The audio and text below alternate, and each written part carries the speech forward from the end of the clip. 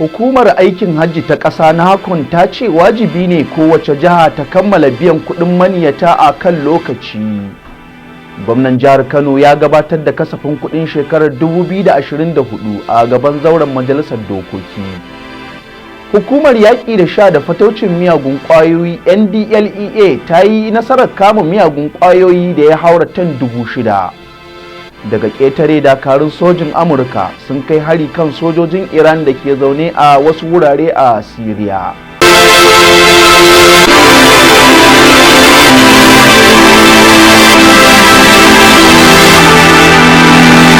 Masu kallo assalamu alaikum, barkanmu da wannan lokaci, barkanmu da sake kasancewa a gidan talabijin na Matashiya.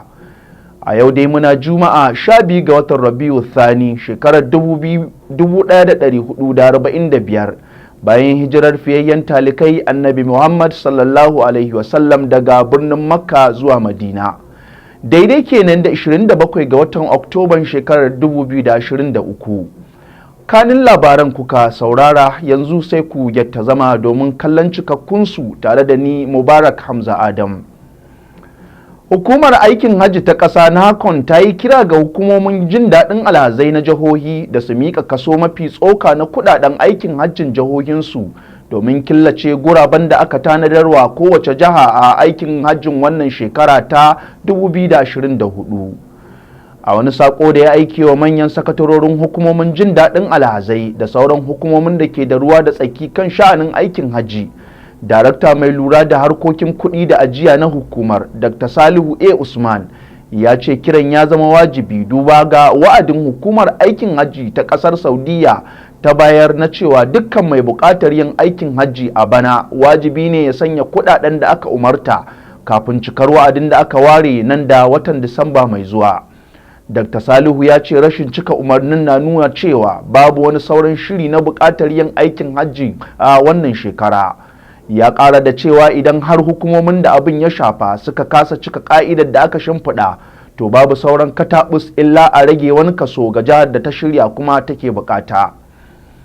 Sannan ya roƙi shugabannin hukumomin jin daɗin alhazan na jihohi da su ci gaba da ƙoƙari tare da ba da cikakken haɗin kai domin yin aiki tare wanda zai kai ga samun nasara. Gwamnan jihar Kano Abba Kabir Yusuf ya gabatar da kasafin kuɗi na shekarar 2024 a gaban majalisar dokokin jihar wanda kasafin ya kai naira biliyan 350. A cewar gwamnan za su yi dukkan abin da ya dace domin tabbatar da gaskiya da cika alkawari da riƙon amana wajen aiwatar da kasafin kuɗin yadda aka tsara.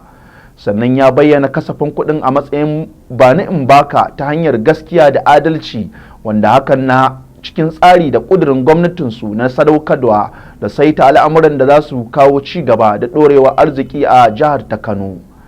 Gwamnan ya ce manyan ayyuka ne za su lashe sama da biliyan 257 yayin da sauran ayyukan da za su biyo baya da kaso daban-daban wanda aka ware musu. Wannan dai shine karo na farko da gwamnan na Kano ya gabatar da kasafin kuɗi a gaban majalisar tun bayan ɗarewarsa kan kujerar gwamnan jihar.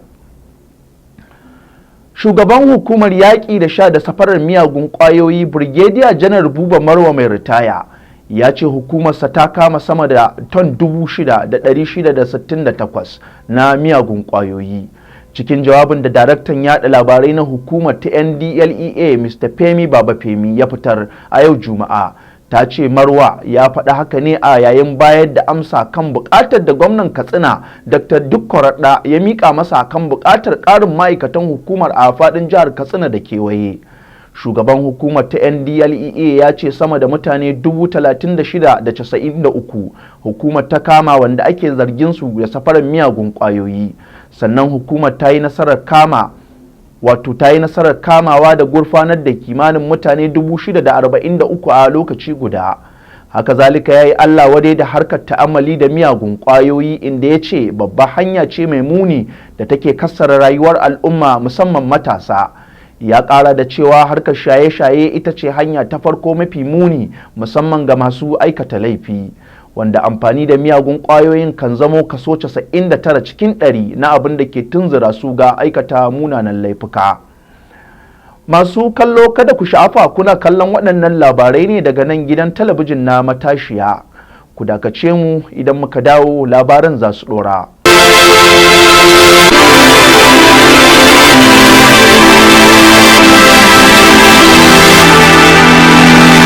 To barkanmu da dawowa.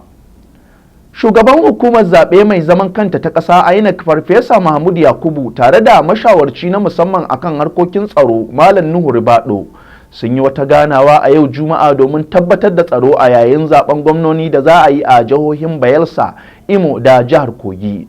Hukumar zaben a sanarwar da ta fitar ta ce ganawar ta shugabannin biyu tana da nasaba ne da kyawun yunkurinsu na samar da muhimman abubuwan da za su yi amfani da su domin tabbatar da shiri na musamman na tunkarar zaɓukan jihohin wanda za a yi a ranar 11 ga watan Nuwamba mai kamawa.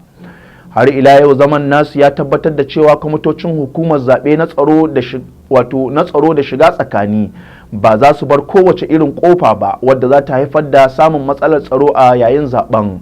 Cikin waɗanda suka halarci ganawar sun hada da kwamishinonin hukumar zaɓe na jihohi, sakataren hukumar zaɓe, daraktoci da sauran ma'aikatar hukumar. A yayin ganawar dai an tattauna muhimman batutuwa waɗanda suke da jibi da harkokin tsaro, sannan an fitar da hanyoyi da suka dace domin yin zaɓukan cikin lumana da kwanciyar hankali ba tare da wata tangarɗa ba. A nan kuma kotun sauraron ƙararrakin zaɓe 'yan majalisun tarayya da na jihohi a yau Juma'a ta kori ƙararrakin zaɓe uku da aka shigar gabanta da ke ƙalubalantar nasarar sanata Aliyu Wamako da Abdulsamad Dasuki da Bala Hassan. Wamako dai ɗan majalisar dattijai ne da yake wakiltar arewacin jihar Sokoto a ƙarƙashin jam'iyyar APC, yayin da Abdulsamad Dasuki na jam'iyyar PDP ke wakiltar mazaɓar Tambuwal da Kebbi a majalisar ƙasa. Sai Hassan wanda yake dan majalisa ne mai wakiltar al'ummar mazaɓar kudanci da arewacin Sokoto a majalisar wakilai ta ƙasa a jam'iyyar APC. A yayin wani hukunci na haɗin gwiwa da jagorar alƙalan Justice Josephine Oyefeso ta karanto a madadin sauran alƙalan, ta ce hukuncin ya tabbatar da nasarar waɗanda ake zargi, sannan ta kori ƙarar saboda rashin wadatattun hujjoji. Tun bayan da aka kammala zaɓe dai a Najeriya 'yan takarkaru da jam'iyyu da dama da rashin cin zaɓen bai yi musu daɗi ba sun garzaya gaban kotunan karɓar ƙararrakin zaɓe domin shigar da kokensu kamar yadda doka ta tanada, kamar yadda doka ta ba da dama. A nan kuma daga ƙetare sojojin Amurka sun tabbatar da cewa sun kai hare-hare ta sama a wasu wurare biyu inda sojin Iran ke amfani da su a Siriya. Sakataren tsaron Amurka Lloyd Austin ne ya bayyana haka cikin wata sanarwa da ya fitar, inda ya ce hare-hare ne na kare kai. Lloyd ya kara da cewa hare-haren da dakarun nasu suka fara kaiwa wani martani ne ga kungiyoyi da ke samun goyon bayan Iran, wanda har hakan ta haifar da kai hari ga sojojin Amurka a ranar 17 ga watan Oktoban da muke ciki. Sama da mako guda kenan dakarun sojin Amurka ke ci gaba da kai zafafan hare-hare kan kungiyoyin da suke samun goyon bayan kasar Iran. Ko da ma'aikatar tsaron kasar ta Amurka, Pentagon, ta tabbatar da cewa an kai wa kawancen da Amurka ke jagoranta a Iraki da Siriya hari sama da sau 16 cikin wannan wata na Oktoba. Masu kallo duka-duka nan muka kawo ƙarshen labaran, sai dai a madadin sashen labarai na gidan talabijin na Matashiya da wanda ya tace labaran Abubakar Murtala Ibrahim, sai dai da na karanto Mubarak Hamza Adam nake cewa mu huta lafiya.